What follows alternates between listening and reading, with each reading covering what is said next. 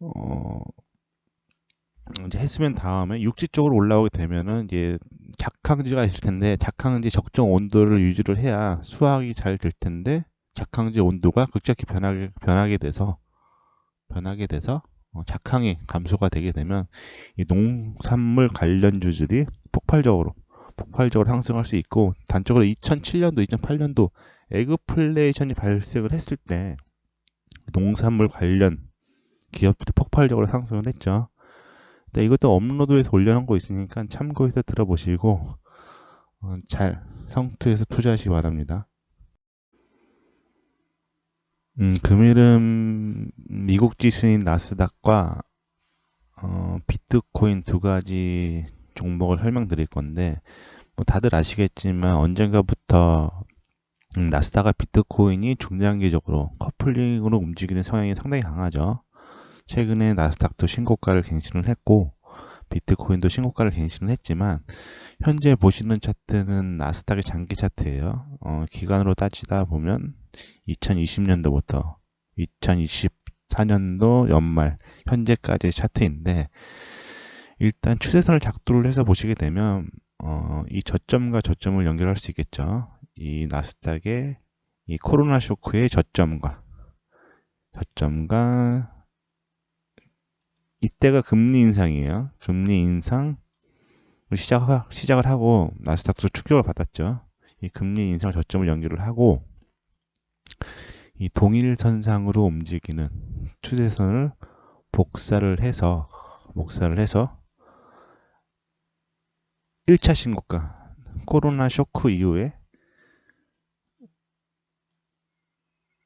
코로나 쇼크 이후에 상승했던 1차 신고가 구간에 작도를 해서 보시게 되면 나스닥은 기술적 분석상 상당히 강한 저항 라인에 저항을 돌파하지 못하고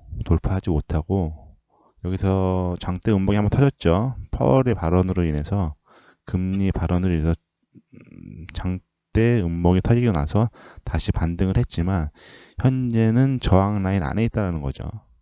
물론 추세선 작도 상향이 우상향이긴 하지만 워낙 대추세이기 때문에 이쪽 저항이 장기적으로 돌파하지 못하는 구간이라고 하면 이 중장기적으로 조정폭이 상당히 깊을 수 있다라는 거죠. 상당히 깊을 수 있고 이렇게 되면 비트코인 또한 커플링으로 상승분을 상당히 반납할 가능성이 상당히 높은 시점으로 보고 있어요. 간단하게 비트코인을 넘어가서 보시게 되면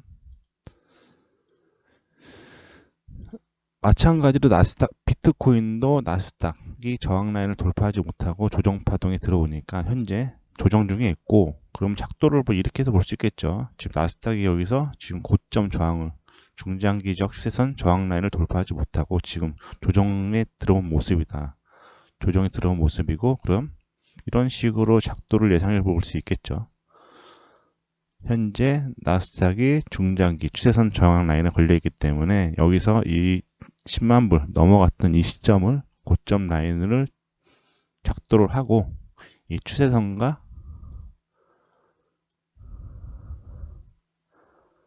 동일선상으로 움직이는 뭐 추세선을 이런 식으로 작도를 하게 되면 비트코인 또한 나스닥이 하락을 하면 조정폭이 깊어질 수 있다. 뭐 이런 식으로 전저점 라인까지 대략적으로 이 구간이겠죠.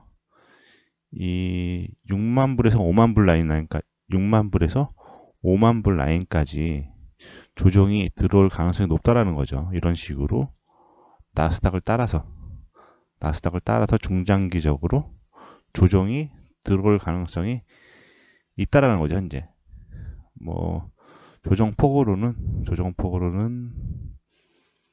대략적으로 현재가 대비 한 50% 정도, 최대 50% 이상의 조정이 들어올 가능성이 있다라는 거죠. 뭐 나스닥 같은 경우는 현재가 대비 조정이 한 30% 정도, 30% 정도 들어올 가능성이 있고 나스닥이 저런 식으로 하락을 하게 된다면 대략적으로 한 31% 정도 하락을 할 수 있고 비트코인 또한 나스닥을 따라서 조정이 들어올 가능성이 높다 라고 보시고, 현재 이제 산타 랠리도 끝나고 이제 연말 거래일수가 며칠 안 남았는데, 뭐 어디까지나 뭐 제가 보는 관점이긴 하지만 일단은 조정이 들어올 가능성이 높다고 보고 있어요.